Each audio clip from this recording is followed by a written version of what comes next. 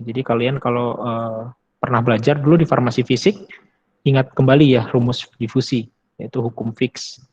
Ya, karena nanti akan ada beberapa persamaan yang seperti itu. Bagaimana proses prediksinya obat tersebut melalui kulit. Oke.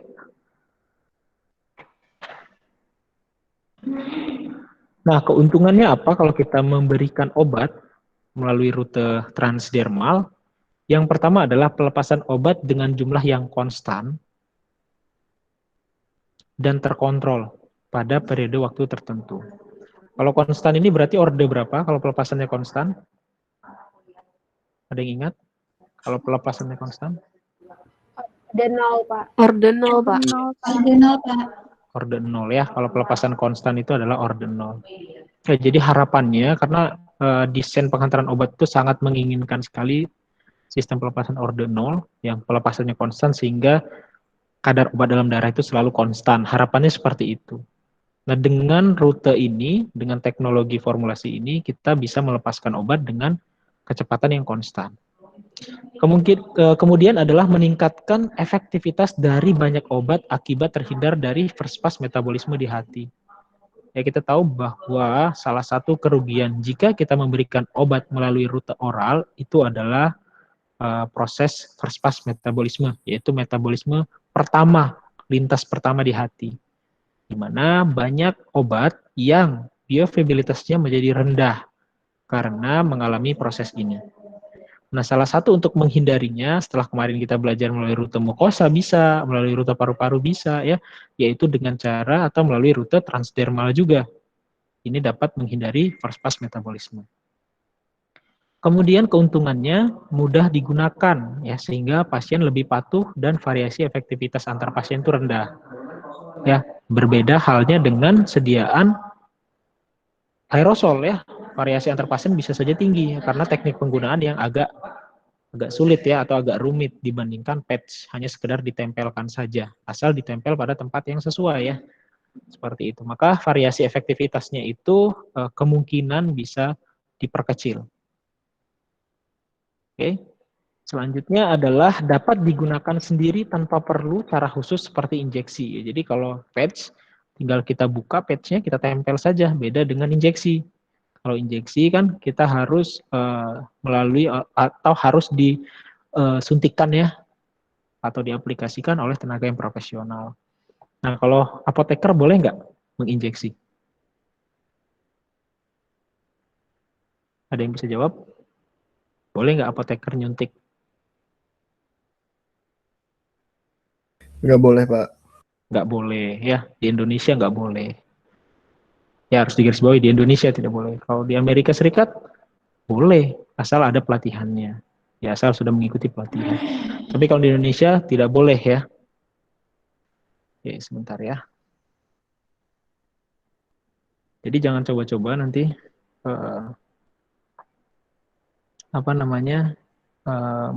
menyuntikkan ya. Walaupun kalian mungkin nanti belajar, walaupun belajarnya kan tapi di ini ya, di tikus ya, bukan di manusia. Ya. Selanjutnya adalah input obat dalam tubuh dapat dihentikan kapanpun. Oke, dengan melepas patch dari tubuh jika terjadi efek yang tidak diinginkan. Nah, ini mudahnya ya. Kalau terjadi toksisitas, tinggal kita lepas saja patchnya, maka otomatis suplai obat ke dalam tubuh juga berhenti. Beda halnya jika dia dalam bentuk oral atau injeksi. Jika terjadi toksisitas, maka kita harus menggunakan antidotum dan sebagainya. Ya. Nah, ini ada perbandingan ya. TDD itu adalah transdermal delivery ya. Transdermal delivery. Kalau kita lihat ya ada beberapa kriteria, misalnya menurunkan efek dari first pass metabolisme. Intravena ya, jelas ya dia menurunkan first pass metabolisme kalau intravena. Kemudian oral tidak. Ya, oral mengalami first pass metabolisme. Nah, dan TDD juga iya. Ya, dia dapat mengurangi first pass metabolisme. Kemudian pelepasan obat yang konstan, intravena bisa kalau kita berinya dalam bentuk drip, ya di drip dalam infus, maka bisa pemberiannya konstan. Berapa tetes per menit kan seperti itu kalau diberikan dalam infus. Kalau oral tidak bisa, kecuali kita diformulasikan ke dalam, ini ada tanda bintang ya, kecuali diformulasikan dalam bentuk pelepasan terkontrol ya, dalam bentuk tablet pelepasan terkontrol. Itu baru bisa. Kalau TDD itu bisa juga. Kemudian dapat digunakan sendiri. Kalau di intravena nggak bisa, ya dia butuh bantuan orang lain. Kalau oral bisa dan transdermal bisa. Kemudian membatasi aktivitas pasien. Kalau intravena iya. Kalau kalian sedang diinfus gitu ya, maka kalian nggak bisa kan beraktivitas secara leluasa. Ya beda halnya dengan transdermal. Jadi transdermal ini punya keuntungan. Ya, dari 4 kriteria itu dia yes semua gitu ya. Dibandingkan dengan oral maupun intravena. Ya, kita masuk ke sejarah singkatnya ya. Sejarah singkat bahwa transdermal itu ternyata pertama kali di-approve oleh FDA, ya Badan POM-nya Amerika Serikat itu tahun 1981 untuk mencegah mual dan muntah akibat motion sickness. Ya ini kalau kalian dari berjalan gitu ya, naik mobil, muntah, itu motion sickness ya, karena pergerakan sehingga menyebabkan kalian mual atau muntah. Nah, kemudian pasar TDD ya atau transdermal tadi itu di US tahun 2001 itu bisa mendekati 1 miliar dolar. Jadi banyak sekali ternyata di tahun 2001 itu orang yang menggunakan transdermal. Nah, berdasarkan 11 obat molekul, 11 molekul obat ya, 1,2 miliar dolar itu apa saja? Fentanyl, nitrogliserin, estradiol, etinilestradiol, nortindroneacetat dan testosteron, klonidin, nikotin, lidocaine, prilocaine, dan skopolamin. Jadi banyak ya, banyak sekali. Ini pertama kali itu untuk skopolamin, untuk motion sickness ini. Ya, skopolamin, kemudian fentanyl ya.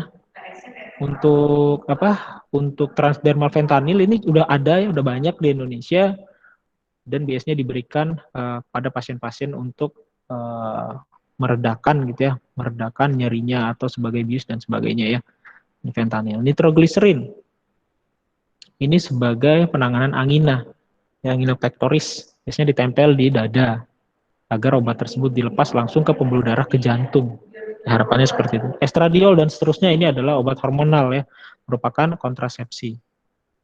Ya, obat-obat hormonal untuk kontrasepsi. Kemudian nikotin. Nikotin ini digunakan dulu untuk mengatasi orang-orang yang kecanduan ya, kecanduan rokok. Biasanya diberikan nikotin dalam bentuk patch. Jadi ketika dia mengalami gejala akibat penghentian ya, kalau orang yang sudah kecanduan dihentikan gitu kan ya, maka dia akan mengalami gejala seperti putus obat gitu. Yaitu ditangani dengan nikotin. Lidocaine, prolicaine ini lebih ke anestesi ya. Nah, yang terbaru diterima oleh FDA adalah produk patch kontrasepsi ethinylestradiol dan norelgestromin dan patch untuk mengatasi overactive bladder atau overactive bladder itu kalau kalian merasa ingin buang air kecil terus padahal tidak ada yang dikeluarkan gitu ya. Di anyang-anyangan kalau istilahnya ya. Nah, itu ada oxybutinin. Nah, ini yang terbaru ya. Terbarunya tapi sekitar tahun 2015 ke bawah ya ini ya datanya. Nah, ini kalau kalian lihat ya, bagaimana pasar dari obat-obat tadi. Ya, kalau kita lihat paling banyak ya fentanyl dan nitrogliserin memang. Dan ada estradiol juga ya untuk obat-obat kontrasepsinya. Ini adalah global sales produk transdermal. Ya, lebih dari 35 transdermal produk ya itu sudah di-approve di Amerika Serikat. Dan setidaknya 16 zat aktif itu di-approve untuk digunakan secara global ya, berarti nggak hanya di Amerika Serikat saja, tapi di luar sana. Oke, itu untuk sejarah singkatnya ya. Kemudian kita masuk ke struktur kulit. Kulit itu memiliki dapat dibagi 3 lapisan ya, padahal sebenarnya dia lapisannya sangat kompleks. Tapi kalau kita bagi gitu ya, itu memiliki 3 lapisan, yaitu epidermis, dermis, dan subkutan. Jadi yang paling dalam itu yang subkutan, mana di situ merupakan jaringan lemak. Nah, epidermis ini dibagi menjadi stratum corneum, stratum lucidum, stratum granulosum, stratum spinosum, stratum germinativum atau stratum basale. Ya, kalau kita lihat. Ya, ada lapisan-lapisan dari epidermis. Nah, SC atau stratum corneum ini yang paling luar yang berada paling luar di epidermis dan terdiri dari banyak lapisan sel keratin yang bertingkat. Nah, jadi SC ini tersusun dari sel keratin yang bertingkat. Disebut juga sebagai lapisan kulit mati atau korneosit yang dapat terkelupas dan digantikan oleh sel-sel kulit yang baru, yaitu adalah stratum corneum. Terdiri dari 15 hingga 20 lapisan sel gepeng, ya, sel yang pipih tanpa inti dan organ selnya. Kandungan airnya, ini kita fokus di stratum corneum ya, karena ini barier utamanya ya, yang merupakan yang merupakan rate limiting step ya, atau step penentunya. Kandungan airnya stratum corneum itu sampai 20% dan setidaknya dibutuhkan 10% untuk menjaga fleksibilitas dan kelembutan kulit. Ya, jadi kalau kalian kulitnya merasa kering atau tidak elastis, itu salah satunya karena stratum corneum kalian tidak terhidrasi ya, atau mengalami dehidrasi. Ya, kandungan airnya rendah pada kulit. Kemudian terbuat dari lapisan yang lebih tebal, yaitu maksudnya stratum corneum ini dihasilkan dari produk-produk yang di bawahnya atau lapisan-lapisan yang di bawahnya yang menua, yaitu stratum lucidum, stratum granulosum, dan stratum spinosum. Jadi ketika mereka menua, ya ini akan naik ke atas dan menjadi stratum corneum dan seterusnya. Dia terkelupas gitu ya, atau mati digantikan dengan sel yang baru dari lapisan yang di bawahnya. Seperti itu terus. Yaitu stratum lucidum ini, ya. Kemudian stratum granulosum yang ini, dan stratum spinosum. Ini ya. Sampai ke ini mereka yang tugasnya menggantikan tadi. Kemudian stratum corneum berfungsi untuk menghalangi serta melindungi jaringan yang ada di bawahnya ini ya, bukan jaringan. Jaringan yang ada di bawahnya dari infeksi, dehidrasi, stres mekanik maupun paparan bahan kimia. Jadi yang merupakan barier utamanya ya, sekaligus sebagai pelindung, itu adalah stratum corneum dengan sifat-sifatnya tadi. Nah, selanjutnya adalah dermis.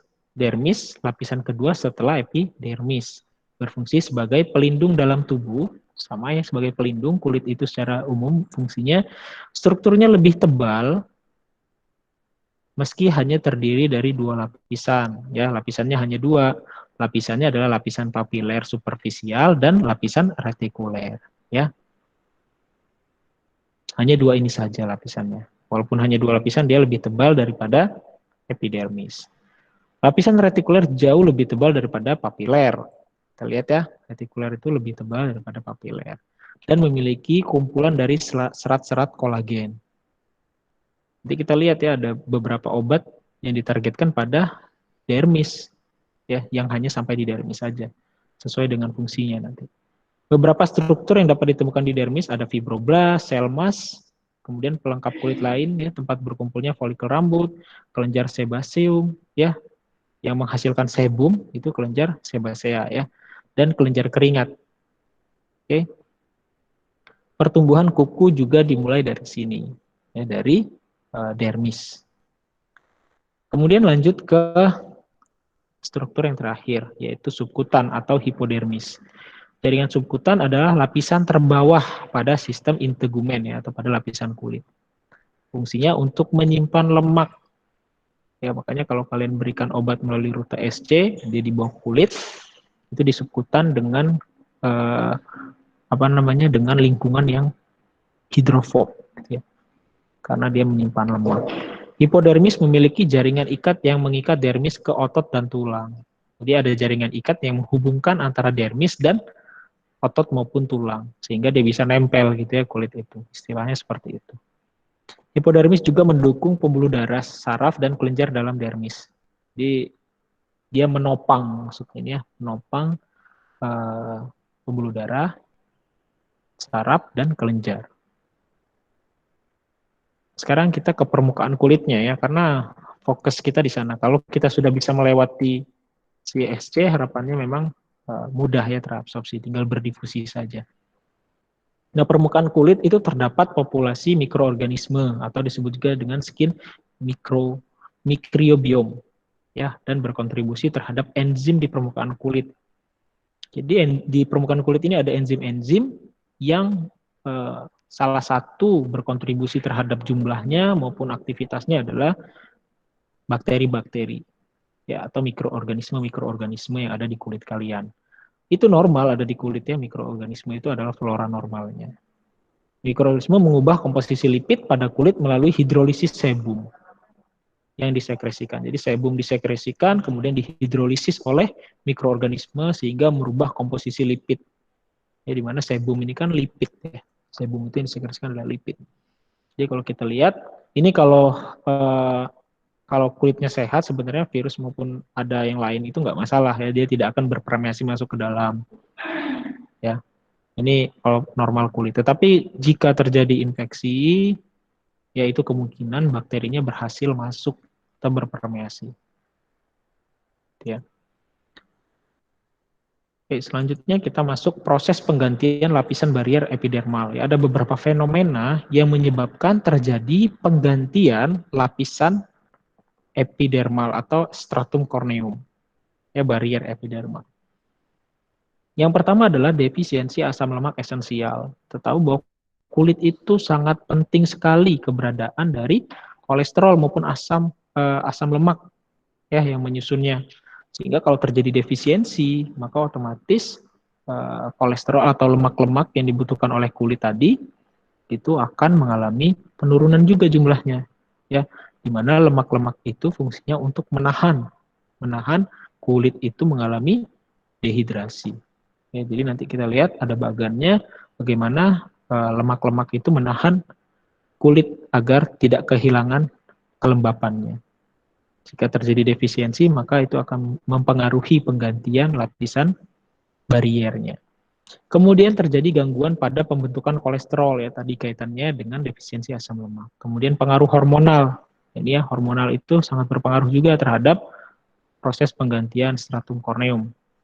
Ya, karena kita tahu bahwa hormon itu efeknya luas ya.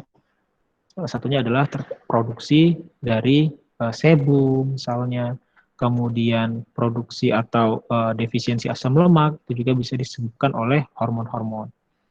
Kemudian kerusakan pada lapisan tanduk itu sendiri ya, lapisan tanduk tadi adalah stratum corneum. Nah, itu dapat terjadi kerusakan entah itu karena mekanis dan sebagainya. Ya, terjadi pengelupasan yang menyebabkan penggantian lapisan barier. Kemudian destruksi oleh bahan kimia pada lapisan lemak kita, yaitu pada sebum. Jadi kita perhatikan bahwa bahan kimia itu yang kontak dengan kulit ini bisa saja mendestruksi ya atau merusak lapisan lemak pada kulit. Nah, ini juga yang dimanfaatkan kadang-kadang dalam hal sistem pengantaran obat ya untuk meningkatkan permeasi. Ini bisa dijadikan cara begitu. Kemudian menggunakan pembalut yang maksudnya ditutupi ya sehingga oklusif. Oklusif itu kulit kita nggak bisa bernafas. Nah, sehingga ini bisa menyebabkan penggantian barier atau lapisan barier dari epidermis. Nah, ini adalah gambar tadi ya yang saya ingin tampilkan tadi yang terkait dengan bagaimana si lipid itu mencegah kulit terdehidrasi.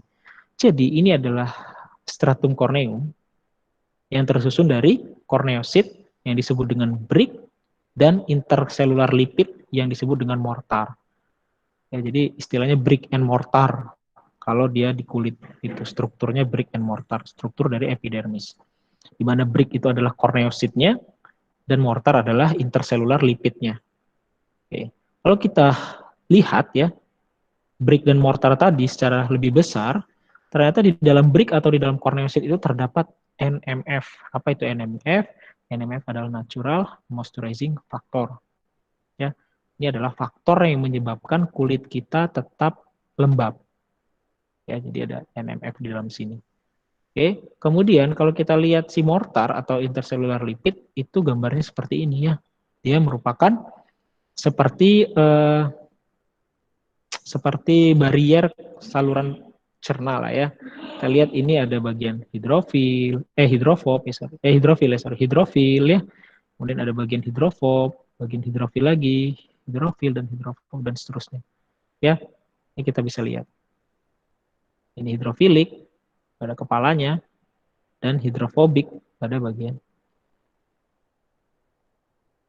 Nah, ini merupakan gambar sel keratinosit yang dijerat dalam matriks lipida keratinosit yang terjerat oleh matriks lipida yang disebut dengan struktur brick and mortar. NMF dan lapisan rangkap lipida ini ya, ini mencegah dehidrasi pada epidermis. Jadi ini adalah faktor yang mencegah dehidrasinya. Oke, jadi dengan mempertahankan NMF di dalam sini, ini kulit akan tetap terhidrasi. Ya. Nah, parameter pentingnya ya kalau kita bicara tentang dehidrasi kulit dan sebagainya, itu adalah transepidermal water loss. Nah, kalau kita melihat kesehatan kulit, itu biasanya dilihat transepidermal water loss-nya, yaitu berapa air yang hilang pada lapisan transepidermalnya. Kenapa? Karena ini akan berpengaruh ke penggantian lapisan barier, ya, atau perubahan kemampuan hidrasi dari stratum corneumnya. Ya, ini merupakan parameter penting. Kita lihat seberapa mudah gitu kulit itu mengalami dehidrasi atau kehilangan air pada lapisan transepidermalnya. Kenapa dia bisa kehilangan air ya tadi? Karena ada masalah di sini. Ya, mana mestinya si intercellular lipid atau mortar tadi itu mencegah dehidrasi dan korneosit ini di dalamnya ada NMF ini mengalami proses gangguan. Gangguan-gangguannya tadi ya, defisiensi asam lemak dan seterusnya. Yang menyebabkan terjadinya penggantian lapisan barier atau perubahan kemampuan hidrasi dari stratum corneum itu. Nah, ini ada beberapa rute penetrasi obat melalui kulit dan contoh penggunaan obatnya apa ya untuk setiap lapisan. Kalau kita lihat ini adalah lapisannya pada permukaan ya. Pada permukaan rute penetrasi itu obat akan terlarut, kemudian berdifusi dan lepas dari pembawa. Oke, dia akan berefek di permukaan. Nah, biasanya ini digunakan untuk proteksi, penyamaran ya, kemudian repelan serangga ya untuk mencegah digigit serangga maupun sebagai antimikroba atau fungi pada permukaan kulit. Kemudian jika di bawahnya yaitu stratum corneum ya, ini rute penetrasinya adalah partisi dan difusi. Jadi dia mengalami partisi ke stratum corneum dan mengalami difusi. Nah, ini biasanya digunakan untuk obat-obat dengan tujuan emolien. Emolien ini ya gunanya untuk menutupi bagian-bagian lemak yang hilang. Jadi kan tadi ada mortar ya. Ini ya. Mortar ini ada beberapa kondisi yang menyebabkan si intercellular lipid ini mengalami pengurangan ya atau jumlahnya itu berkurang. Nah, makanya kita gunakan emolien untuk menutupi itu sehingga kulitnya tetap lembut, tetap lembab dan seterusnya. Ya, kalau kalian yang wanita mungkin sering pakai emolien. Kemudian keratosis, ya keratosis ini untuk mengeleteki kulit gitu ya, atau dia untuk mengangkat sel kulit mati. Ya, atau bisa juga keratosis itu sebagai apa? Ada yang tahu?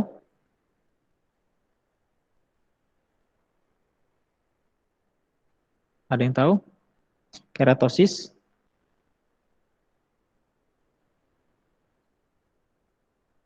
Keratosis tadi peeling ya, untuk peeling.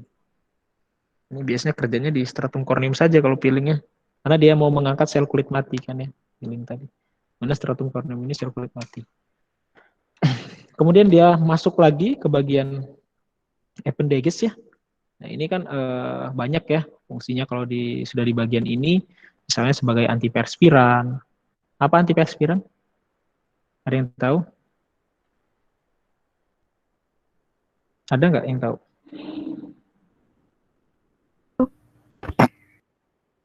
Apa? Siapa tadi yang jawab?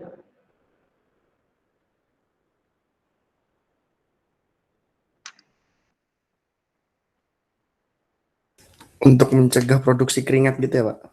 Iya. Kenapa dia bisa mencegah? Karena dia menutupi kelenjar keringatnya. Ya ditutupi pori-porinya ya. Ini biasanya obat-obat yang di sini itu seperti ini ya. Kalau kita ya deodoran ya. Deodoran itu bukan. Jadi gini ya. Beda ya deodoran sama antiperspiran. Bedanya apa? Ada yang tahu nggak bedanya apa? Pak, kalau deodoran tuh hanya menutupi baunya, menyamarkan bau gitu bukan sih, Pak? Kalau antiperspiran baru menutupi kelenjarnya. Iya. Tapi kalau di Indonesia deodoran sekaligus antiperspiran ya? Ya nggak? Iya. Itu kalau di luar negeri itu namanya kosmetik OTC. Ya, kosmetik OTC karena ada obat OTC-nya di situ ya, yaitu yang berfungsi sebagai antiperspirannya. Kemudian contohnya ada yang tahu nggak antiperspiran itu apa? Ada yang tahu nggak? Yang paling sering itu adalah aluminium klorohidrat, ya itu paling sering digunakan sebagai antiperspiran. Nah di Amerika yaitu kosmetik dan kosmetik OTC itu dibedakan. Ya, kalau di Indonesia kayaknya masih belum ya, masih kosmetik saja ya, walaupun itu ada obatnya sebenarnya. Karena kalau kosmetik itu nggak boleh mempengaruhi struktur atau fungsi dari fisiologis tubuh. Itu kosmetik itu sebenarnya. Nah, tapi kalau dia mempengaruhi itu, maka dia OTC. Ini kan mempengaruhi ya, menutupi kelenjar keringatnya ya untuk keluar. Gitu ya. Kemudian eksfolian. Eksfolian ini mirip ya dengan keratosis ya, seperti mengeletekkan gitu ya.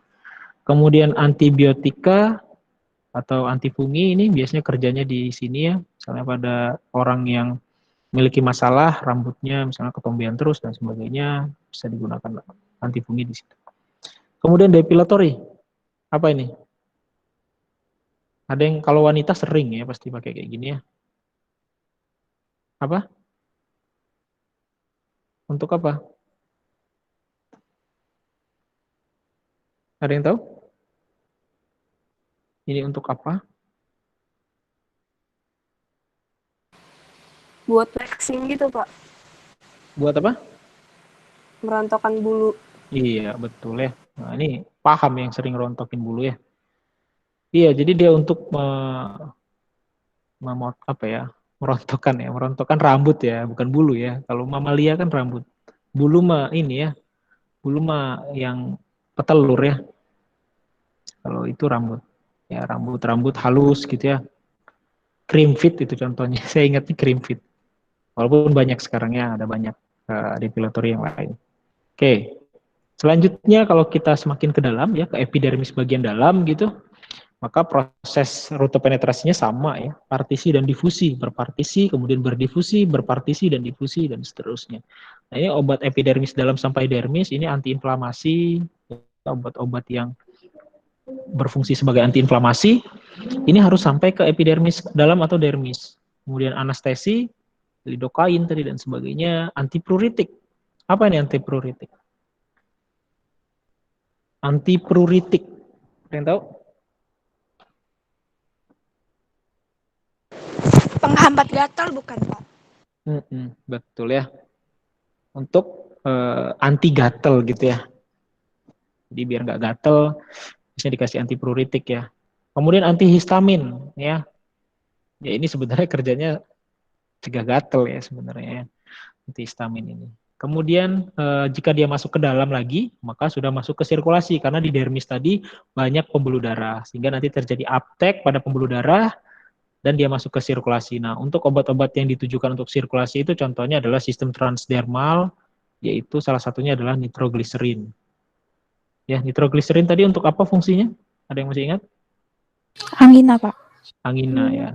Angina itu apa? Aduh, saya lupa nge-record tadi. Oh, udah ding, udah record. Ini yang nge-record saya ya? Atau saya kan ya?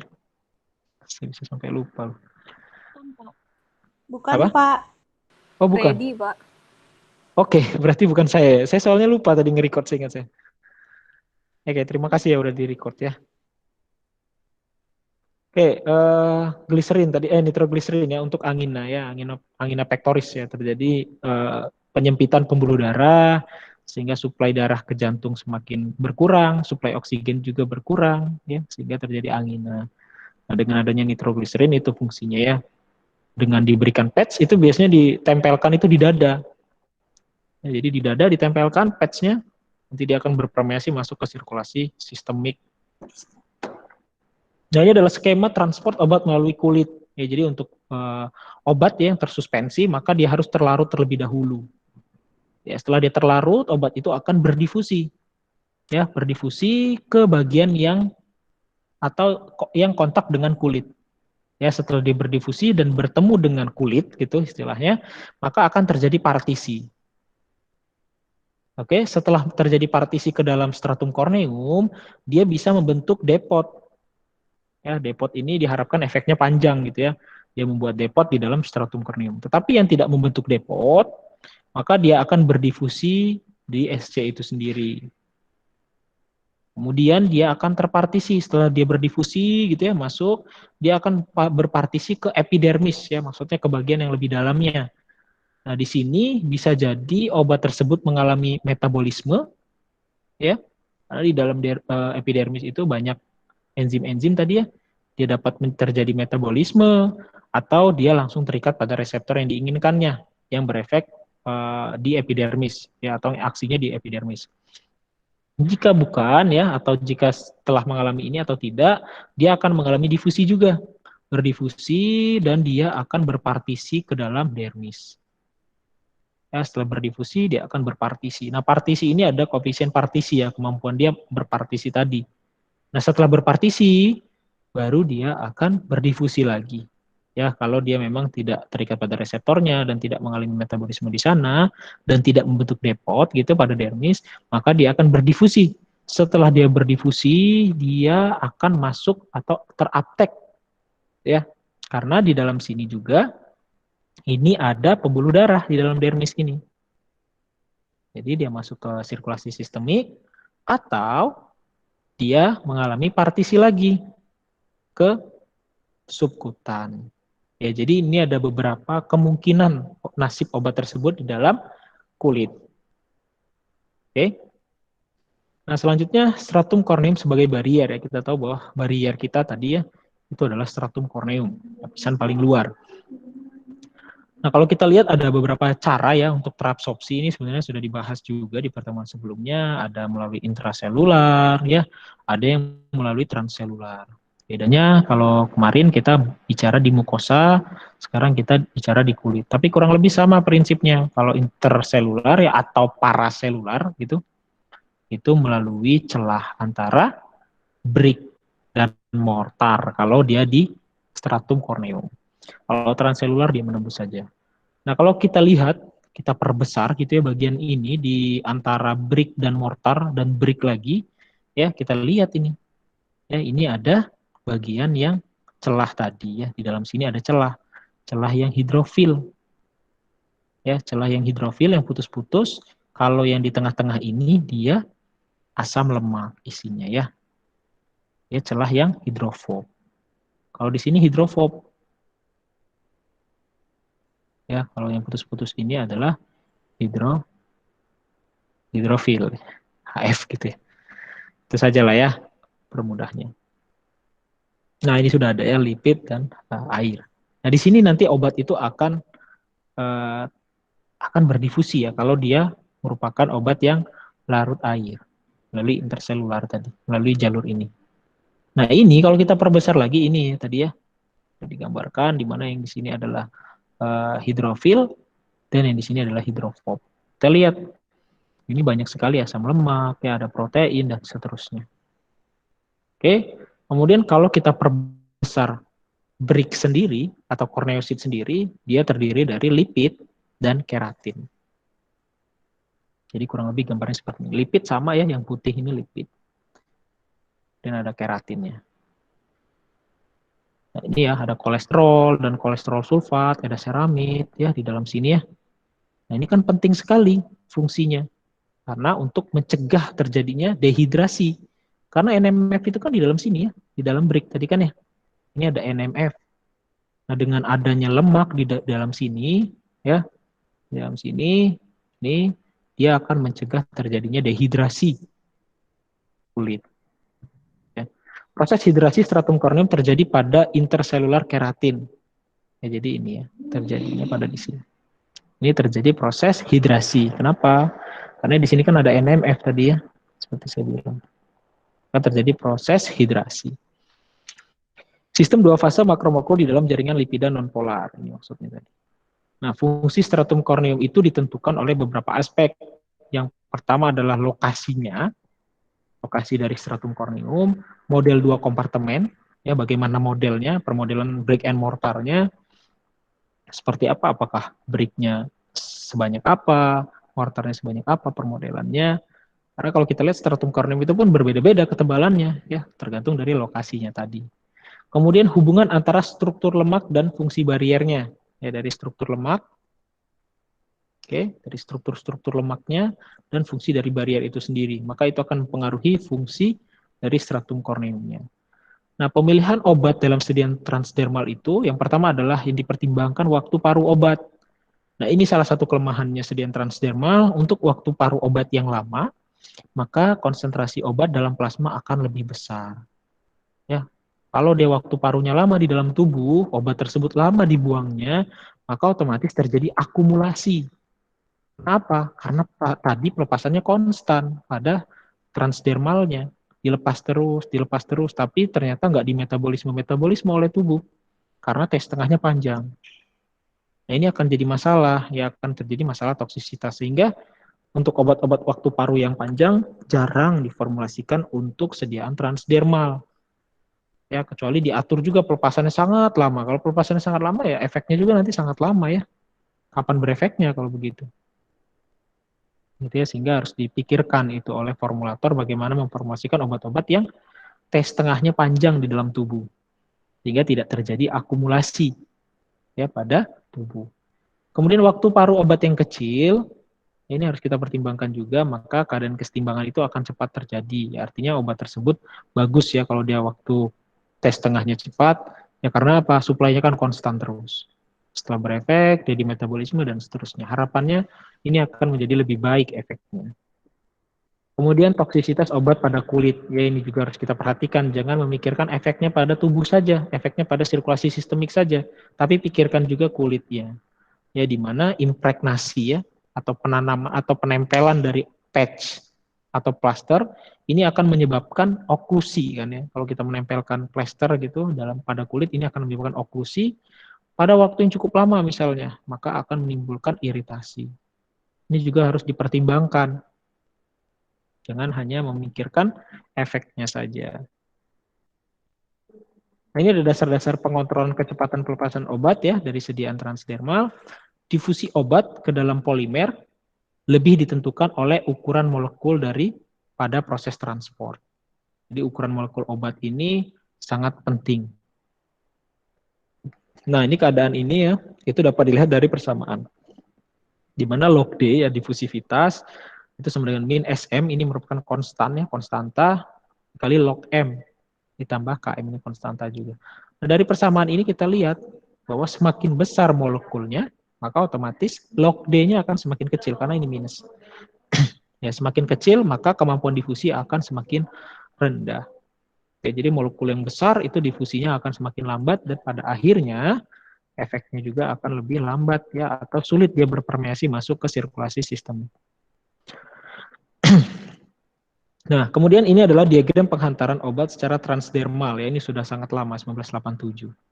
Jadi obat ya berada pada matriks polimernya, kemudian ini ada lapisan yang impermeable ya, sehingga dia kontak dengan lapisan kulit, nanti dia akan menembus stratum corneum melalui permeasi, melalui epidermis, kemudian dia akan mengalami uptake pada dermis ya.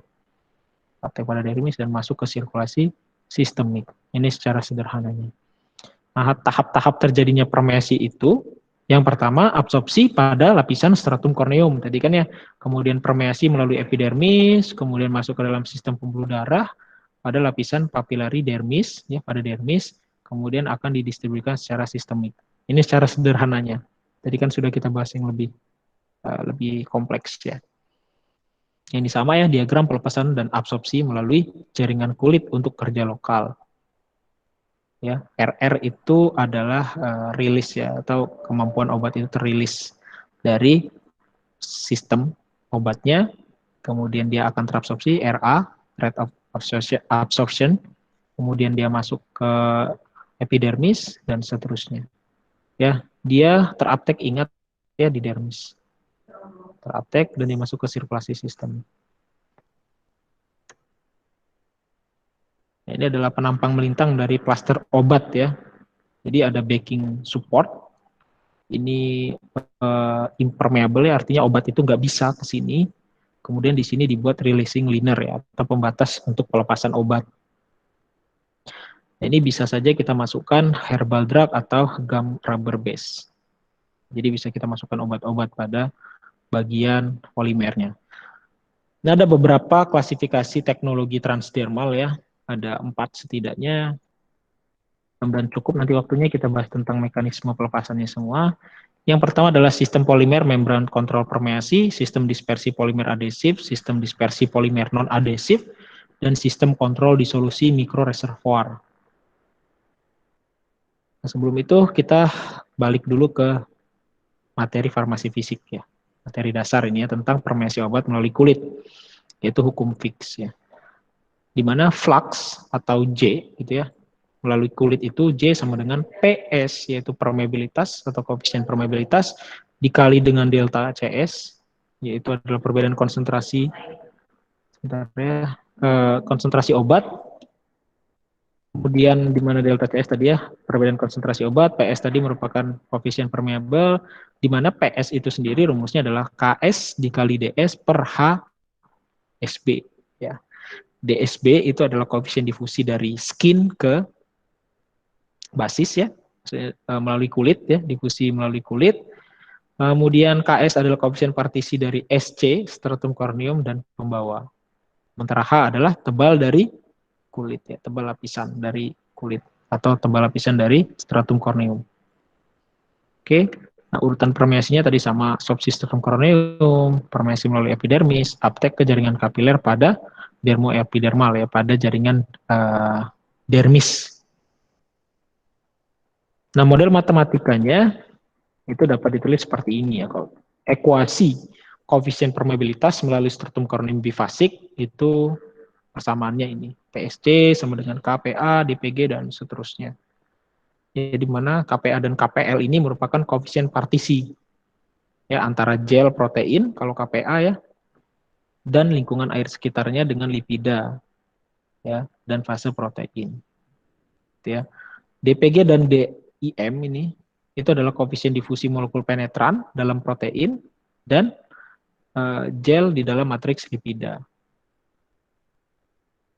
Oke, dan HSC adalah tebal tadi ya, stratum corneum. Tebal dari SC. Ini kalau kita mau menghitung bagaimana permeabilitas obat melalui stratum corneum. Nah, kita harus tahu dulu koefisien partisinya antara gel protein dan lingkungan air sekitarnya. Ya, yaitu KPA, kemudian antara lipida dan fase protein, dan seterusnya ya.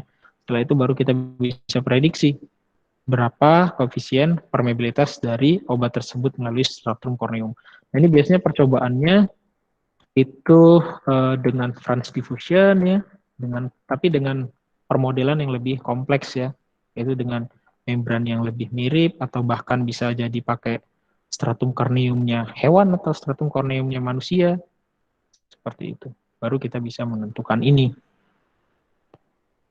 Kemudian mekanisme kontrol kecepatan penghantaran transdermal. Sampai sini dulu mungkin. Ada yang mau ditanyakan?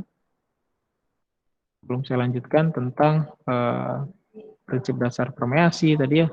Bagaimana obat teruptake. Ada mungkin yang mau ditanyakan? Ada? Tidak ada? Kalau tidak ada, kita masuk ke mekanisme kontrol kecepatan ya, penghantaran sediaan transdermal. Nah, kecepatan permeasi obat melalui kulit itu bisa ditulis juga dengan dQ per dt ya. Ini kan persamaan ini ya, difusi ya. dm per s kali dt. Ini sama ya. dm per S itu adalah dq. dq per dt itu sama dengan PS ya, permeabilitas obat,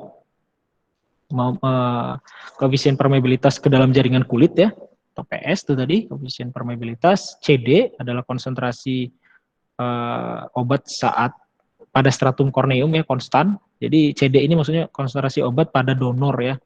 Kalau kita di difusi, di donor atau pada matriks obatnya, dikurang CR, yaitu konsentrasi obat di dalam tubuh ya, atau di reseptornya. Ini sama persis dengan hukum difusi, hukum Fick. Mana PS rumusnya adalah ini, oke, yaitu koefisien partisi dari S maupun D ya, yaitu pada kulit, koefisien partisi bagaimana dia terpartisi dari kulit dan pada donornya atau pada sediaannya. DSS tadi sama ya, koefisien difusi dan dibagi HS ya, ketebalan dari stratum corneum. Bisa ditulis juga DQ sama dengan DT sama dengan PS dikali CD kalau CR-nya jauh lebih rendah daripada CD. Ya, kenapa jauh lebih rendah? Karena di dalam tubuhnya misalnya langsung terbawa oleh pembuluh darah ya, maka otomatis konsentrasi dalam tubuhnya selalu rendah. Konsentrasi obat di dalam pembuluh darah yang kontak dengan obat itu selalu rendah. Ya, sehingga CR-nya kita anggap 0. Maka persamaannya dapat ditulis dQ per dt sama dengan PS dikali CD. Nah, untuk menjaga CD konstan, kecepatan pengantaran obat atau RD ya, rate of delivery, sama atau lebih besar dari kecepatan absorpsi kulit. Oke, jadi kalau RD sama atau lebih besar daripada RA, karena tadi yang ada RD RA ya, ini ya, RD atau RR kalau di sini ya, lebih cepat daripada RA, maka konsentrasi di sini akan selalu konstan. Ya, CD-nya akan selalu konstan karena dia selalu tersedia. Dia lebih cepat gitu ya daripada absorpsinya. Maka dia bisa konstan. Ya, CD sama atau lebih besar, maka kesetimbangan kelarutan obat dalam stratum corneum CES, kecepatan maksimum permeasi kulit DQ per DTM. Ya, jadi kalau dia mau menjaga konstannya pada kompartemen donor atau konsentrasi donor, yaitu dengan cara RD ya, atau rate delivery-nya, penghantarannya sampai ke kulit, bukan sampai masuk ya, baru sampai kulit, itu harus lebih cepat difusinya ya, kecepatannya daripada absorpsinya. Sehingga nanti akan selalu konstan pada permukaan kulit si obatnya. Nah, pada saat kesetimbangan kelarutan obat dalam stratum corneum itu akan tercapai ya. Artinya apa? Ya tadi karena CD-nya selalu konstan. Karena CD konstan, maka otomatis dia akan terjadi ekivalen ya. Jadi ekivalensi. Oke. Kita lanjut ke penentuan koefisien partisi. Ya, penentuan koefisien partisi parameter penting untuk memperkirakan distribusi partikel antara pembawa dan medium difusi. Ya, dari tadi kita lihat koefisien partisi terus. Di mana koefisien partisi itu sendiri adalah rumusnya PHD ya. PH per D ya. P adalah koefisien permeabilitas, kemudian D adalah koefisien difusi, dan H adalah tebal barier. Ini sebenarnya prinsip dari farmasi fisik semua ya, tentang difusi obat melalui membran. Ya, karena memang membran yang dimaksud di sini bedanya adalah dalam membran stratum corneum, ya, membran kulit secara menyeluruh. Nah, penentuan koefisien permeabilitas juga sama rumusnya. Q sama dengan P dikali A dikali CO dikali T. Q banyaknya obat yang dapat melalui membran pada waktu T. P koefisien permeabilitas, A luas membran difusi. Dan ada C0 adalah konsentrasi saat T0 ya, atau konsentrasi awal. Nah, ini hubungan antara kecepatan permeasi kulit ya, RP, ini rate permeation, kecepatan penghantaran obat dari TDD atau RD tadi ya, rate of delivery, dan kecepatan absorpsi atau RA. Kita lihat ya, nih, ya kita lihat TDD ini ya, ini obatnya, kemudian dia akan mengalami permeasi ke kulit ya. Kita lihat ini adalah stratum corneum yang garis-garis ini. Ya, kemudian dia akan berpermeasi. Ini disebut dengan RD ya. Ini adalah RD, kecepatan dari penghantarannya. Kemudian RP adalah permeasi ya, kecepatan permeasi kulit. Jadi dia menyeluruh, tidak hanya sampai ke permukaan saja. Kalau sampai permukaan saja adalah RD. Nah, kalau RA dari permukaan, kecepatannya sampai menembus stratum corneum. Jadi kalau RP tadi menyeluruh. Ya, sehingga bisa ditulis 1 per RP sama dengan 1 per RD ditambah 1 per RA. Oke, seperti itu. Ya, jadi itu hubungannya. Tadi kan RP, RD, RA, ya, seterusnya. Skema proses kinetikanya ya, dalam pemberian obat secara transdermal itu kurang lebih seperti ini ya. Obat ya, adhesive layernya, kemudian dia akan masuk stratum. Jadi dari obat ke bagian adhesif, ke bagian yang menempel ya. Kalau kita lihat kan, ketika kita buka patch itu, dia ada bagian yang adhesif ya, atau polimernya. Nah itu kan nggak ada obatnya di polimer itu, dia hanya membantu merekatkan. Obatnya ada di dalamnya lagi ya, di atasnya lagi gitu kalau kita lihat dari penampang. Nah obat ini akan mengalami proses difusi kan, atau konstanta kecepatan pelepasan obat gitu ya. Nah, K0 itu adalah konstanta kecepatan penetrasi obat melalui kulit. Oke, dia dari obat menuju ke adhesifnya. Ya, sampai ke kulit. Kemudian ada Ka ya, konstanta pelepasan obat dari pembawanya.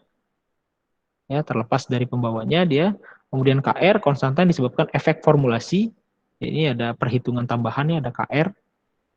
Kemudian ada K1, konstanta kecepatan difusi obat melalui stratum corneum. Ini karena dia melalui stratum corneum menembus K1.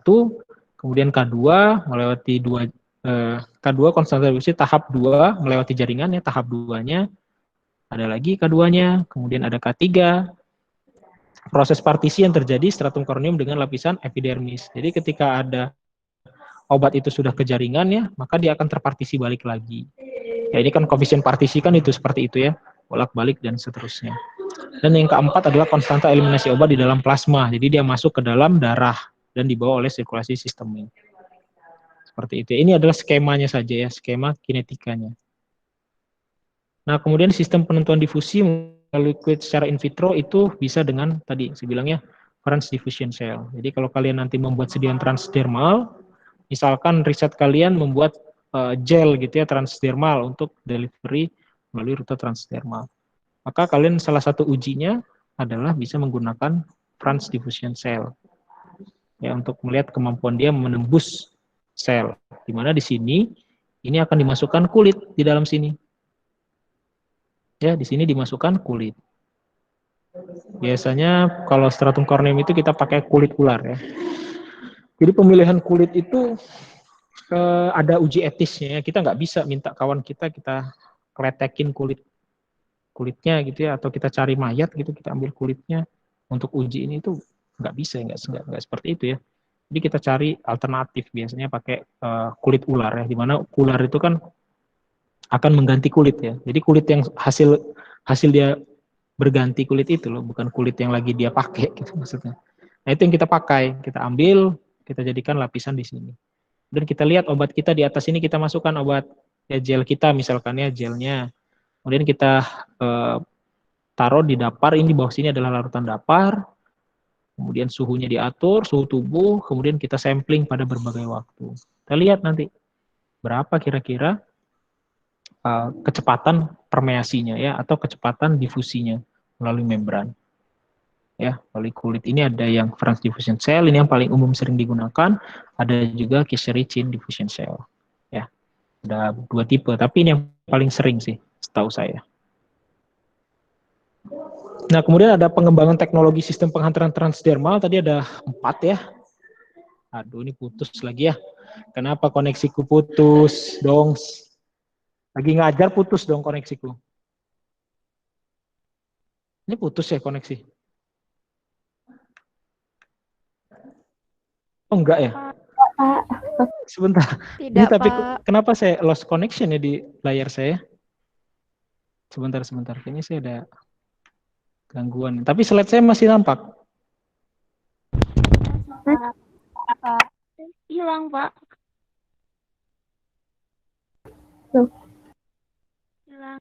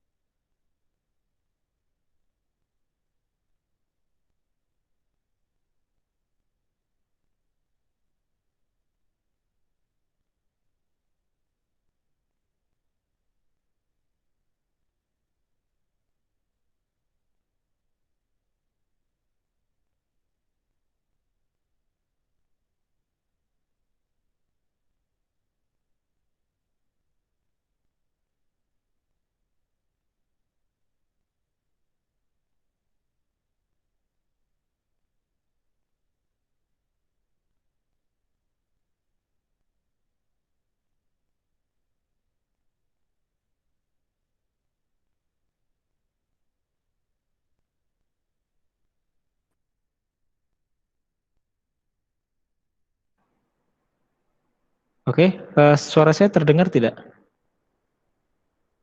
Terdengar, Pak. Terdengar, Pak. Oke ya, sorry ya, ada gangguan di Tera. Sinyalnya entah kenapa, padahal sepertinya tidak ada cuaca yang buruk.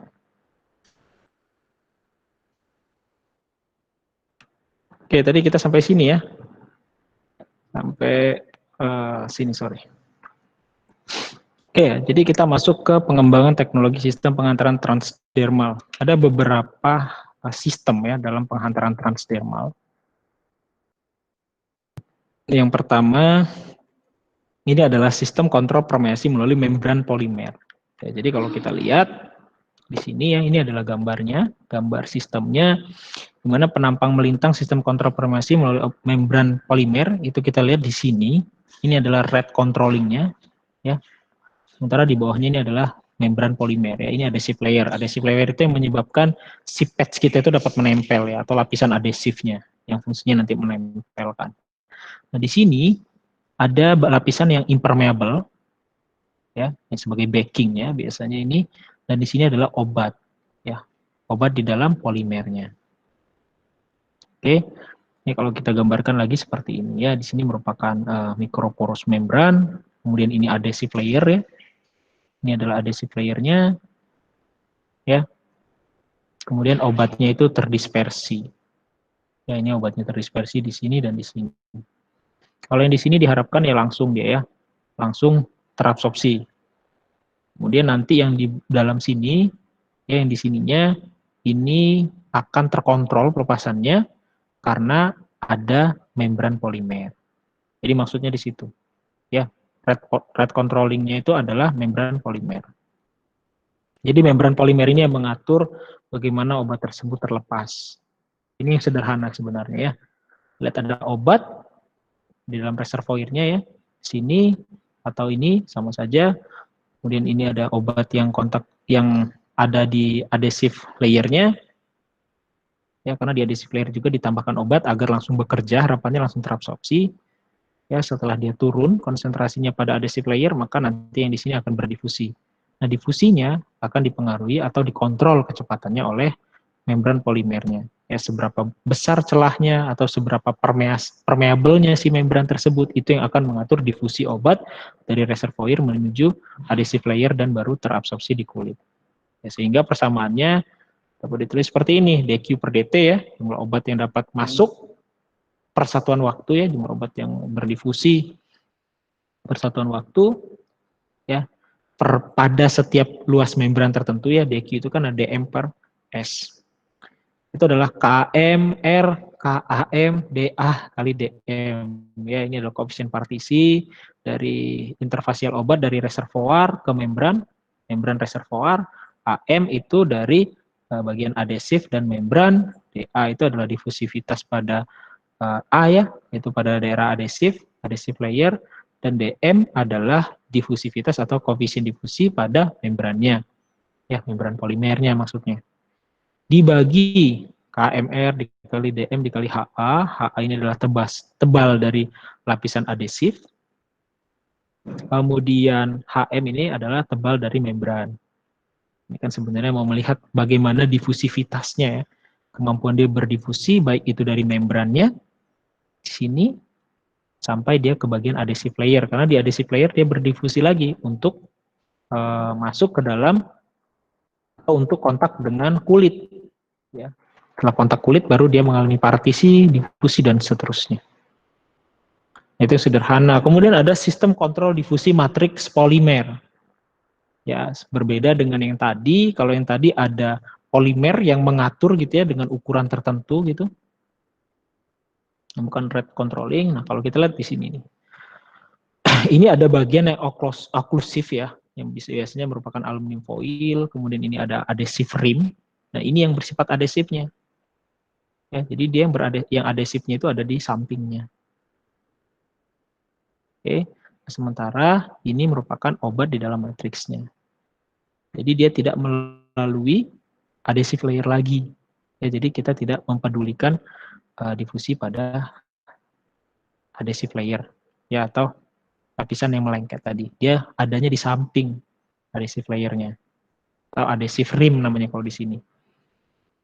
Ya, kemudian LD adalah dosis yang terdispersi dalam matriks polimer. Yang ada di sini LD itu CP dan DP merupakan kelarutan. CP itu kelarutan dan DP adalah difusivitas dalam matriks polimer. Ya, CP itu disebut juga dengan CR ya. Yaitu konsentrasi pada reservoirnya. Nah, pada keadaan steady state, ya, pada keadaan steady state, Q per T setengah, Q per akar T itu sama dengan 2 kali LD dikurang CP, dikali CP dikali DP pangkat 1/2 atau akar juga. Ya, ini kalau dia sistem kontrol difusinya oleh matriks polimer. Kalau ini oleh membran polimer. Ya, ini mengaturnya, kalau di sini itu tergantung pada matriks polimernya. Bagaimana kemampuan dia berdifusi melalui matriks ini, tidak dipengaruhi oleh faktor lain. Ya, kalau tadi faktornya ada polimer, ya, kemudian ada adhesive layer dan seterusnya. Oke. Nah, ini skema proses dan alat pembuatan sistem nitrodur ya, sistem kontrol difusi matriks polimer. Jadi glycerol water itu dicampurkan, kemudian setelah dicampurkan ditambahkan polyvinyl alkohol dan polimer yang larut air. Kemudian dia menjadi ditambahkan larutan air ya, kemudian diatur temperaturnya, entah itu dipanaskan atau didinginkan, baru kita tambahkan obat ya agar obat itu terlarut. Kemudian dicetak ya, setelah dicetak kita cooling ya atau kita dinginkan sehingga terbentuk gel yang memiliki tekstur tertentu ya atau memiliki bentuk yang lebih rigid gitu ya setelah kita cetak dan kita dinginkan harapannya. Nah, kemudian kita slicing ya, kita potong dan seterusnya gitu misalnya, kemudian menjadi gel yang berbentuk disk ya, lebih tipis lagi. Kemudian kita packing dan dia siap digunakan. Jadi kurang lebih seperti ini komposisinya ya. Nah, disinilah yang kalian bervariasi, yaitu ada water soluble polymer. Kalau kita buat gel, maka kita harus pakai polimer yang larut air. Ya, nggak bisa kita pakai polimer yang nggak larut air, karena gel itu sifatnya adalah hidrofil. Ya. Ini polyvinyl alkohol buat membuat apa ya? Dia polyvinyl alkohol itu biar dia lebih viscose ya. Karena kalau kita lihat kalau kalian pakai peel off ya, peel off itu pakai PVA ya buat gelnya sehingga dia lebih viscose. Nah, kemudian sistem pengaturan dispersi adhesif tadi ya ada yang seperti ini. Ini skema pengerjaannya, pembuatannya ya. Oke, ini tidak akan terlalu saya bahas ya. Oh, ini tadi. Ini mirip yang pertama ya, tetapi di sini tidak ada apa namanya polimer yang sebagai rate controlling, tetapi dia langsung adhesive layer. Nah, di sini bedanya kalau yang tadi adhesive layernya itu berada di samping saja ya, tetapi kalau di sini dia berada di tengah. Ya, di bawahnya langsung di bawah reservoir.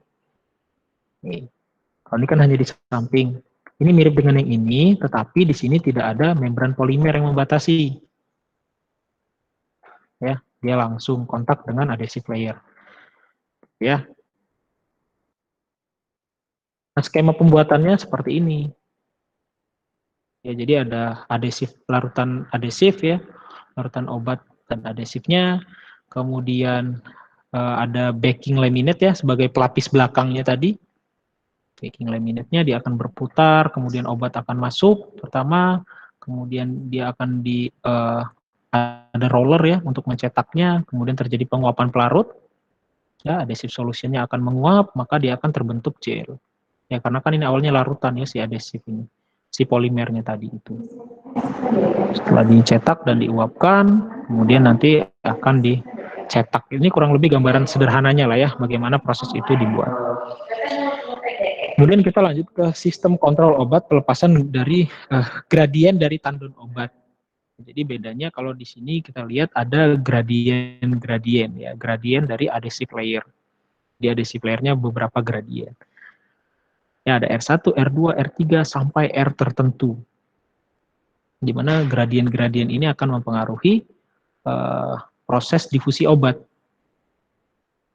Oke. Ini jadi obatnya di sini, di adhesive layer ini ada berapa, di adhesive layer yang ini obatnya ada berapa, dan seterusnya. Ya, dia banyak berlapis-lapis. Jadi di sini ada obat ya, di adhesive layer ini ada obat-obatnya dengan gradien konsentrasi yang berbeda. Semakin ke atas semakin tinggi konsentrasinya ya.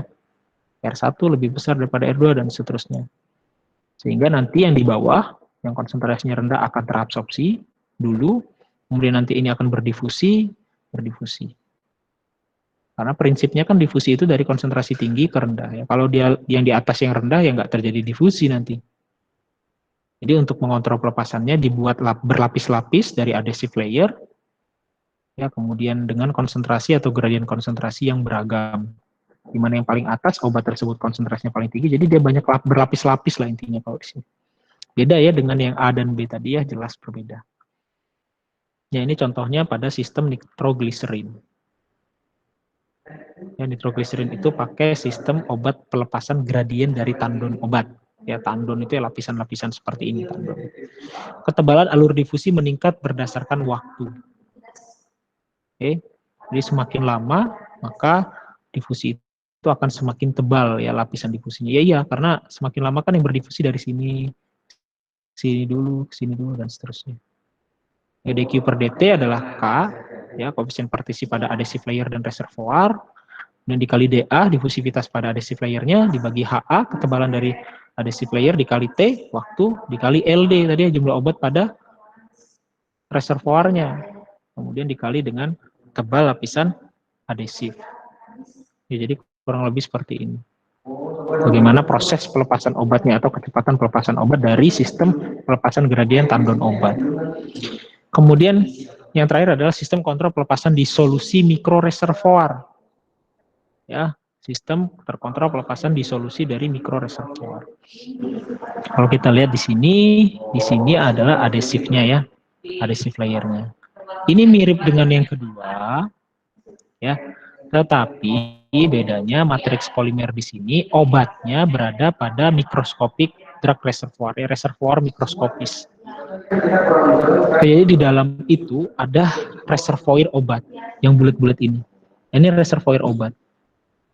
Kalau tadi kan obatnya hanya terdispersi saja ya.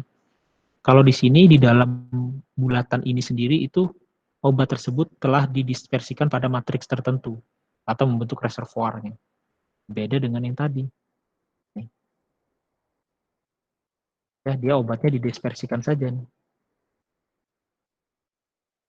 Dia tidak berbentuk mikroreservoir. Ya, dia hanya didispersikan saja di polimer matriks. Nah, kalau ini dia lebih kompleks.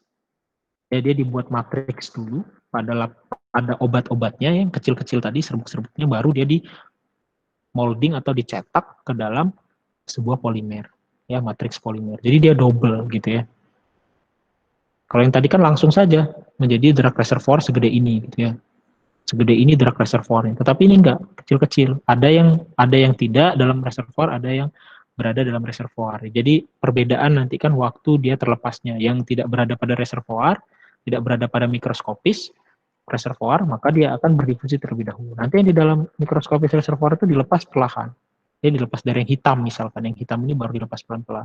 Yang putih langsung berdifusi. Jadi double gitu ya. Ya. Ini sama, ada adhesive rim, ada bagian oklusif, dan seterusnya ya. Nah, dia lebih kompleks jadi dQ per dt sama dengan difusivitas atau koefisien difusi dari P ya. P itu berarti pada polimernya, S pada ini tadi ya. Difusivitas pada S itu maksudnya pada stratum corneum ya. Kemudian A dikali Kp, koefisien permeabilitas dari P ya, yaitu koefisien permeabilitas dari pembawanya ya, apa tadi P ya, polimer ya, dibagi dP, HD dan seterusnya ya. Jadi lebih kompleks dia ya. Ini koefisien permeabilitas polimer, dP adalah difusivitas pada polimer ya. Gitu ya. Seperti itu. Jadi dia lebih kompleks lagi. Jadi setidaknya kalian dapat gambaran ini ya, bagaimana sistem yang kontrol pelepasan mikroreservoir. Nah, jadi dia akan berdifusi, yang putih misalkan ya saya ambil contoh, kemudian yang hitam tadi akan mengalami disolusi atau pelepasan gitu dari dalam sini, nanti akan terlarut di polimer. Setelah terlarut di polimer dia baru berdifusi atau dia menjadi bentuk putihnya gitu ya kalau dari gambar ini. Dia akan mengalami disolusi lagi, kemudian dia akan berdifusi. Ya, dia akan terlarut, akan berdifusi. Karena dia kondisinya tidak dalam kondisi yang terlarut awalnya, tapi dia mikroskopik reservoir. Jadi itu bedanya ya dari skematiknya. Nah, ini proses pelepasan mikrotandonnya, proses pembuatan ya. Ini adalah proses pembuatannya ya. Oke, ini ada pendekatan fisik. Pendekatan fisik kalau kita mau membuat sediaan transdermal, itu biasanya dengan stripping stratum corneum, kemudian hidrasi stratum corneum, iontophoresis, phonoforesis, ya, ini bagaimana dia meningkatkan permesi obat ya sebenarnya. Nah, ini adalah biokonversi prodrug. Nah, ada beberapa obat yang ternyata tidak permeabel terhadap stratum corneum. Jadi dia nggak bisa masuk atau sangat sulit sekali dia terabsorpsi pada stratum corneum. Sehingga kita konversikan dulu dia ke dalam bentuk prodrugnya. Setelah itu, dia akan mudah berpermeasi. Setelah dia masuk, harapannya terjadi biokonversi menjadi bentuk aktifnya. Ya, sehingga dapat diabsorpsi. Ya. Jadi ada beberapa obat yang didesain seperti itu. Diharapkan prodrug yang dibuat itu dapat terabsorpsi. Setelah terabsorpsi di dalam stratum corneum atau di dalam epidermisnya, dia mengalami konversi menjadi bentuk obatnya. Ya, prodrug itu adalah obat yang molekul obat yang satu tahap lagi menjadi bentuk aktifnya. Ya. Jadi dia nggak aktif kalau prodrug itu. Tapi dia nggak perlu sesuatu yang kompleks metabolismenya atau reaksinya, hanya yang sederhana saja sehingga memicu dia menjadi bentuk aktifnya. Nah, ini untuk mengatasi misalkan obat tersebut tidak bisa diabsorpsi dengan baik. Nah, ada beberapa cara peningkatan permeasi pada kulit ya. Yang pertama secara fisika dengan elektrisitas dan ultrasonik. Karena elektrisitas dan ultrasonik ini dapat merubah permeabilitas kulit dan meningkatkan aktivitas termodinamis. Nah, pada akhirnya dia akan meningkatkan absorpsi atau permeasi obat melalui kulit. Contohnya adalah iontophoresis dan phenophoresis. Nah, iontophoresis kalau kita lihat, dia dengan adanya elektroda ya, dia akan memicu terjadinya permeasi. Ini ada elektronik generator, ya ada reseptor elektroda, kemudian di sini adalah drug reservoir-nya atau ada obatnya. Kemudian dengan kita berikan dia voltase yang konstan dari anoda dan katodanya, maka akan terjadi permeasi. Ini ya. Ini kan voltase yang konstan itu kan dari anoda ke katoda ya. Ya, kemudian dia akan menyebabkan obat yang dalam di reservoir ini akan bisa masuk berpermeasi masuk ke dalam. Menembus epidermis, masuk ke dermis dan teruptake dan seterusnya. Molekul yang bermuatan positif dan negatif ditarik dari elektroda dengan polaritas yang sama, akan bergerak ke dalam kulit. Jadi gitu ya. Prinsipnya kurang lebih seperti itu. Obatnya ada di bawah dari elektroda. Sehingga nanti obat itu akan masuk. Misalnya ini positif, negatif, gitu ya. Ini adalah pembuluh darah. Nah, kalau dia elektroda yang anodik, ya, D, A, yang ini AD, gitu kan ya. Katoda dan anoda. Kemudian nanti obat itu, anion ini akan naik kalau di dalam kulit itu si Cl ini. Nah, kation juga akan terikat pada sini ketika kita taruh di kulit ya. Nah, ini akan menyebabkan terbukanya atau permeasi kulit itu menjadi lebih mudah bagi obat-obat kita ketika terjadi proses ini. Ya, terjadi Cl misalnya dari kulit atau dari pembuluh darah kita ya, atau dari plasma itu tertarik, kemudian ada yang tertarik juga natriumnya oleh bagian katodanya dan seterusnya lah ya. Nah, proses-proses ini kita manfaatkan untuk menghantarkan obat kita juga gitu. Nah, ini adalah rangkap lipida tadi ya. Rangkap lipida kalau digambarkan seperti ini ya. Jadi ini ekstraseluler, ini intraseluler misalkan. Kemudian kita lakukan elektroporasi. Ya, kita berikan sejumlah tadi ya voltase yang konstan. Maka nanti sementara ya akan terjadi pembentukan pori dan pergantian muatan pada fase perlakuan. Ini akan sementara akan terbuka dan ketika kita hentikan nanti dia akan kembali normal lagi. Nah, ketika terjadi proses itu, kita bisa manfaatkan mendeliver molekul kita masuk ke dalam kulit. Ya, pembentukan pori melalui elektroporasi. Berdasarkan impuls listrik dengan kekuatan tertentu akan merubah membran biologi menjadi lebih permeabel dan bersifat reversibel. Nah, itu yang harus kita garis bawahi. Harus bersifat reversibel, jangan setelah dilakukan iontoforesis malah irreversibel ya. Artinya nanti kulit kalian akan berubah teksturnya. Seperti itu. Nah, untuk yang ultrasonik sama kurang lebih ya, tetapi dia diberikan gelombang ultrasonik. Sementara obatnya kita taruh di bawah. Jadi ketika kita memberikan gelombang ultrasonik atau sonoforesis ya, terjadi migrasi molekul obat yang terdapat dalam bahan pengkompleks melalui kulit atau jaringan lunak yang dipengaruhi oleh gerakan dari ultrasonik itu.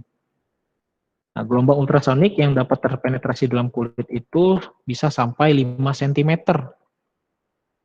Ya, bahan aktif dan bahan pembawa mampu mentransmisikan gelombang ultrasonik. Jadi harapannya seperti itu ya, dengan kita sambil memancarkan gelombang ultrasonik, itu juga harapannya bisa menyebabkan obat kita lebih mudah berpermeasi. Makanya kalau kalian yang sering ke klinik kecantikan gitu kan ya, banyak sekali itu di klinik kecantikan itu yang diaplikasikan pada muka kalian. Tapi saya nggak pernah ke sana, jadi saya belum lihat juga ya dia pakai sistem yang mana untuk meningkatkan permeasi obat melalui kulit.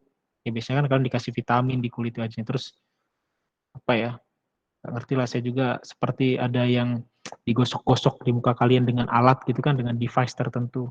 Nah itu sebenarnya fungsinya untuk meningkatkan permeasi dari zat yang diaplikasikan di kulit kalian lebih masuk ke dalam, ke epidermis dan seterusnya. Itu sering sekali kok di klinik-klinik kecantikan ya, apalagi yang wanita ya, yang paling pasti lebih paham lah dari saya itu. Di mana ada fenomena-fenomena atau mekanisme-mekanisme yang digunakan di klinik untuk meningkatkan permeasi dari zat yang diberikan pada kulit kalian. Gitu ya. Itu mudah, nggak sulit kok untuk meningkatkan permeasi itu ya. Bahkan mungkin ada dari kalian yang punya alatnya gitu di rumah ya. Ada yang punya alatnya di rumah? Baik, biasanya yang ultrasonik ya. Ada yang punya alatnya? Nggak ada ya? Atau malu mengakuinya? Ya, jadi fungsinya untuk meningkatkan permeasi dari zat yang kalian berikan ke kulit kalian ya. Itu secara fisika ya, ada iontoforesis, ada sonoforesis ya, atau ultrasonik. Nah, secara kimia ini mengurangi resistensi kulit, modifikasi molekul obat untuk meningkatkan koefisien partisi atau difusivitas pada stratum corneum. Nah, secara kimia peningkatan penetrasi dengan berbagai mekanisme itu bisa dicapai melalui hidrasi. Ya, makanya kan cuci muka dulu, itu untuk menghidrasi kulit. Baru kalian menggunakan apa gitu misalnya, menggunakan krim apa dan seterusnya.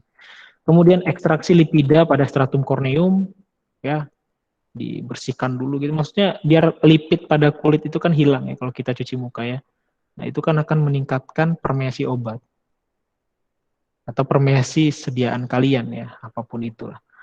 Meningkatkan kelarutan pembawa dan meningkatkan solasi keratin ya, atau disolusi keratin. Jadi keratinnya itu dilarutkan atau diangkat gitu ya sel kulit matinya. Itu secara kimia dapat meningkatkan penetrasi. Nah, ini digambarkan seperti ini ya, ada adhesif film, kemudian ada obat di dalam polimernya, kemudian diberikan enhancer. Ya, kemudian obat tadi akan lebih mudah berpenetrasi. Jadi enhancernya bisa kita tambahkan langsung di patch kita. Oke, ada beberapa enhancer yang bisa digunakan. Ya, sehingga enhancer kita kontak dengan stratum corneum, mempermudah permeasi obat kita nantinya. Jadi kurang lebih seperti itu ya. Kemudian ada koadministrasi peningkat penetrasi. Ya, satu atau lebih peningkat penetrasi akan memodifikasi permeabilitas EC sebelum pelepasan dari bahan aktif terkontrol. Itu tadi ya kurang lebih sama.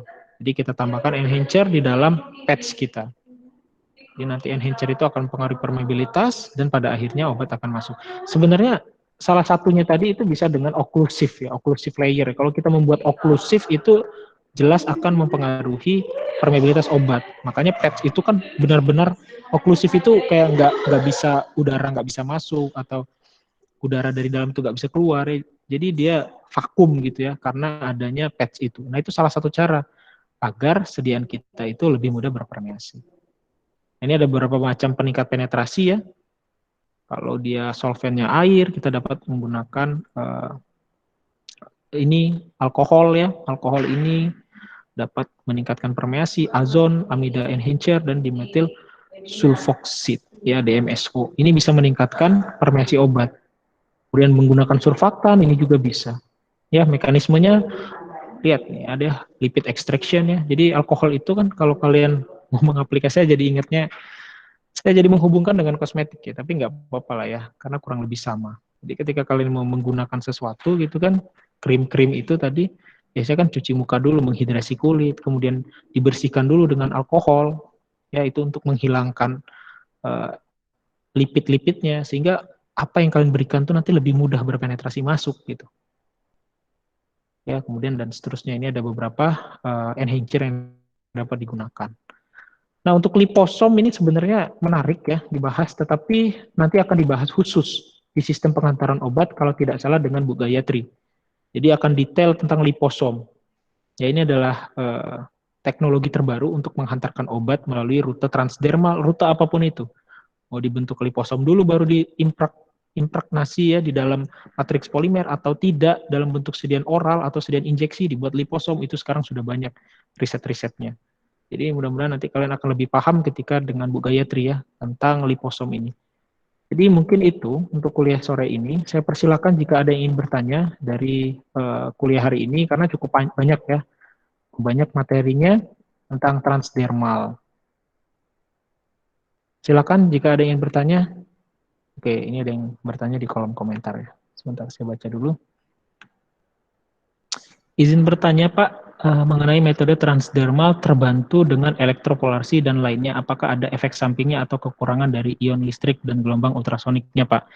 Oke, kalau kita menggunakan metode itu ya, tadi kan ada yang metode voltase ya, iontoforesis maupun sonoforesis, itu selagi dosis atau gelombang yang digunakan gitu ya, ultrasoniknya maupun itu gelombang voltasenya itu sesuai, maka itu efeknya adalah sementara. Sementara saat obat tersebut berpermeasi, setelah itu dihentikan dia reversible, dia kembali lagi struktur kulitnya. Ya mungkin kamu bertanya karena sering ya itu begini ya, kalau kita sering, itu sebenarnya mestinya ya, kalau batasannya sesuai tadi itu tidak masalah, karena itu reversible sifatnya. Ya, dan zat yang dimasukkan juga apa gitu kan. Jadi efek sampingnya bisa jadi bukan karena device-nya atau bukan karena alatnya, tetapi zatnya kan. Zat yang dimasukkannya ternyata dapat merusak kulit gitu. Nah, bisa jadi itu bukan karena device-nya. Tapi kalau secara teoritis device-nya itu sebenarnya aman. Ya, aman untuk penggunaan walaupun nggak tiap hari ya. Aman untuk penggunaan lah intinya. Kenapa saya bilang nggak tiap hari? Karena pemberian obat untuk transdermal itu kan bukan seperti halnya seperti obat orang diabetes gitu ya, dipakai tiap hari dan seterusnya kan ya. Misalnya angina gitu kan nggak setiap hari angina kan. Terus apalagi tadi fungsi nitrogliserin tadi ya, kemudian fentanyl dan seterusnya itu kan nggak tiap hari ya dipakai ya. Sepertinya cocok untuk obat kanker kulit Pak. Cocok. Asal gini loh, kalau kanker itu nggak sesederhana itu ya, kalau kita bicara tentang cancer ya. Cancer itu tidak sesederhana itu. Mengapa? Karena yang namanya cancer itu targetnya itu adalah, kalau kita mau mentargetkan kulit gitu ya, sel kanker pada kulit, kita nggak, karena kita membunuh loh. Beda loh dengan tadi obat-obat tadi kan berpremasi masuk untuk efek sistemik gitu ya. Tapi kalau kanker kulit kan maksudnya kan untuk ngebunuh sel kanker ya. Nah, ketika dia berpermeasi, apakah dia hanya spesifik pada sel kanker saja, apa ke semua sel kulit gitu? Kita masukkan berpermeasi, kulit kalian diangkat langsung mati gitu ya, kulitnya hitam gitu. Misalkan gitu ya, mati semua pembuluh darah di situ. Karena beda fungsinya. Ya, jadi kanker nggak sesederhana itu, bukan berarti dengan menghantarkan melalui kulit, misalnya itu kanker kulitnya di mana tuh, di dekat tai lalatnya gitu misalkan. Kemudian kita taruh di situ dengan sediaan dengan bantuan iontoforesis maupun sonoforesis. Harapannya mati, ya mati semua gitu kan. Karena kan nggak seperti itu ya cara kerja dari obat kanker. Makanya tadi pun nggak ada contohnya obat kanker transdermal. Karena rusak semua nanti yang dilalui obat itu takutnya ya. Gitu. Jadi Ya, tidak sesederhana itu ya, Dila ya. Tidak sesederhana itu kalau kita bicara cancer, karena itu sangat kompleks sekali.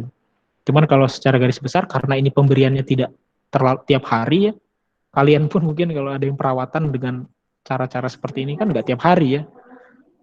Jadi itu masih aman untuk penggunaan pembantu permesi secara fisik tadi. Silakan jika ada yang ingin bertanya lagi. Ya, mungkin kalau bicara kulit itu di kosmetik ya. Saya lebih senang kalau mengajar di kosmetik. Biar lebih spesifik gitu. Kalau tidak salah itu sudah diambil ya, kalian ini sudah mengambil kan ya. Pilihan kosmetik kalau tidak salah. Semester 5 udah ya? Atau nggak ada yang ngambil atau kuliah kosmetik? Semester 4, Pak. Oh, semester 4 ya. Ada yang ngambil ya? Ada. Oh, ada. Ya, jadi kalau bicara tentang kosmetik panjang sekali. Ini kita transdermal kebetulan melalui kulit, jadi ada nyinggung-nyinggungnya juga permesinya. Nah kan kosmetik juga gitu ya, meningkatkan permesi obat. Kalau kosmetik biasanya batasnya epidermis saja, tidak boleh sampai dermis. Karena kalau sampai dermis dia masuk ke sirkulasi sistemik udah obat jadinya. Nah di epidermis tadi kan banyak, sebagai emolien ya dan seterusnya. Oke, ada yang ditanyakan lagi?